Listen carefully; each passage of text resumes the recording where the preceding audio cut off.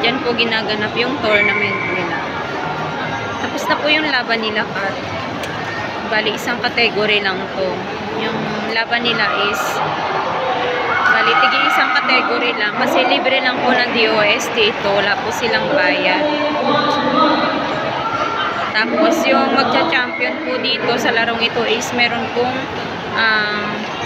cash prizes. Di ko alam kung 20,000 po yung champion nila. 20,000 or 15. Mga ganun.